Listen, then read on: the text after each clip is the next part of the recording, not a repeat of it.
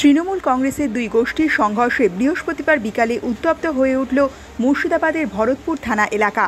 ভরতপুরের বিধায়ক হুমায়ুন কবিরের অনুগামীদের সাথে ভরতপুর ১ নম্বর ব্লক তৃণমূল কংগ্রেস সভাপতি নজরুল ইসলামের অনুগামীদের সংঘর্ষে আহত হয়েছেন বেশ কয়েকজন তৃণমূল সমর্থক। আহত তৃণমূল সমর্থকদের স্থানীয় হাসপাতালে চিকিৎসা চলছে। পরিস্থিতি নিয়ন্ত্রণে আনতে ভরতপুর থানার পুলিশ ব্যাপক লাঠিচার্জ করে। যদিও এই ঘটনায় এখনও কেউ গ্রেপ্তার হয়নি বলে জানিয়েছেন ভরতপুর থানার এক আধিকারিক। সংঘর্ষের সময় হুমায়ুন অনুগামীদের একাধিক বাইক ভাঙচুর করা হয়েছে বলে অভিযোগ উঠেছে।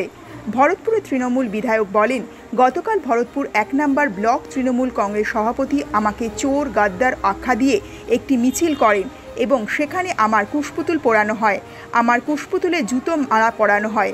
এই ঘটনায় প্রতিবাদে পুলিশের অনুমতি নিয়ে আমার কিছু সমর্থক আজ বাইক মিছিল করছিল। সেই সময় তাদের ওপর পুলিশের উপস্থিতিতে বিনা প্ররোচনায় হামলা চালানো হয়।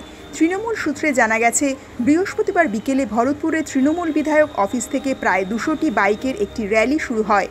ভরতপুরের কিষান বাজার হয়ে সেটি সিজগ্রাম পর্যন্ত গিয়ে আবার যখন বিধায়কের অফিসের দিকে ফেরত আসছিল, সেই সময় ব্লক তৃণমূল কংগ্রেসের অফিস থেকে হুমায়ুন কবিরের অনুগামীদের ওপর হামলা হয়েছে বলে অভিযোগ।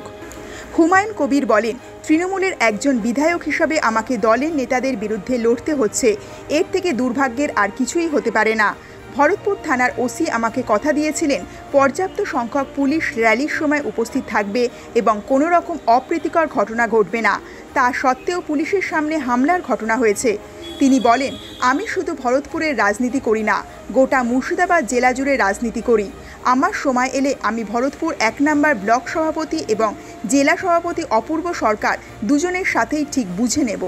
গোটা ঘটনা নিয়ে প্রতিক্রিয়ার জন্য ভরতপুর ১ নম্বর ব্লক তৃণমূল কংগ্রেস সভাপতি নজরুল ইসলামের সাথে ফোনে একাধিকবার যোগাযোগ করার চেষ্টা করা হলেও তিনি উত্তর দেননি। তৃণমূল কংগ্রেসের বহরমপুর মুর্শিদাবাদ সাংগঠনিক জেলা সভাপতি অপূর্ব সরকার বলেন, সম্প্রতি মমতা ব্যানার্জি এবং অভিষেক ব্যানার্জি দলের নেতাকর্মীদের জন্য একাধিক নির্দেশ দিয়েছেন।